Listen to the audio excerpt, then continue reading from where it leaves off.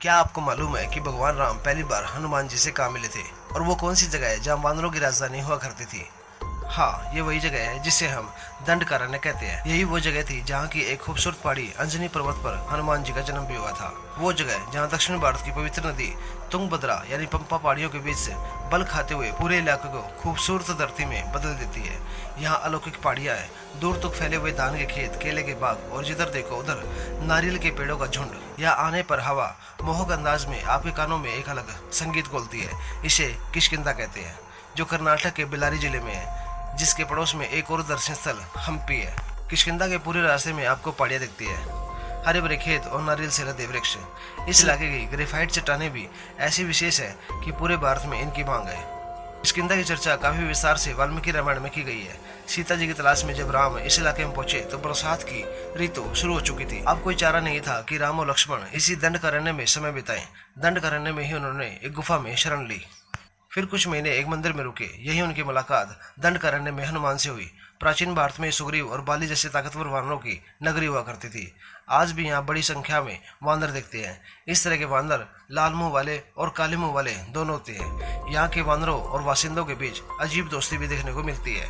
यहाँ की दो बातें लोगों को बड़ी संख्या में आकर्षित करती है। पहली, अंजनी पर्वत जहाँ पवन सुत हनुमान का जन्म हुआ, और दूसरी अंजनी पर्वत के करीब स्थित ब्रह्म सरोवर जो काफी पवित्र माना जाता है। गुजरात और महाराष्ट्र से यहाँ काफी तादाद में लोग पर्यटक बसों के माध्यम से पहुँचते हैं।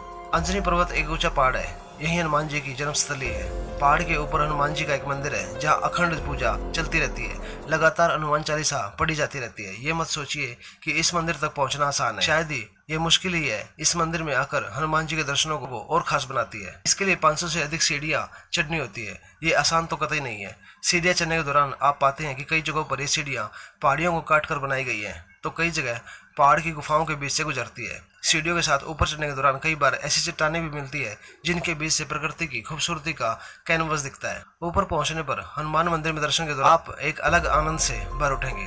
अंजनी पर्वत पर ऊपर पहुंचने के बाद आप किष्किंधा नगरी का दूर तक विहंगम दृश्य भी देख सकते हैं। यहाँ कंक्रीट के जंगल नहीं बल्कि पहाड़ियाँ, हरियाली और उनके बीच गुजरती तुंगभद्रा नदी दिखती है। वैसे अंजनी पर्वत की एक और खासियत है, उसका ऊपरी सिरा बिल्कुल हनुमान जी के चेहरे सरीखा दिखता है।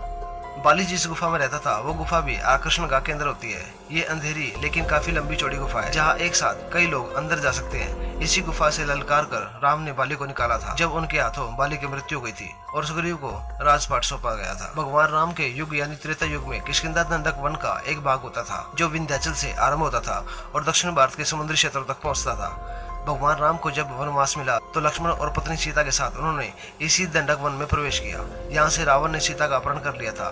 श्री राम सीता को खोजते हुए किष्किंधा में आए। क्योंकि राम यहाँ कई स्थानों पर रहे, लिहाजा यहाँ उनके कई मंदिर और स्मृति चिन्ह देखने को मिलते हैं।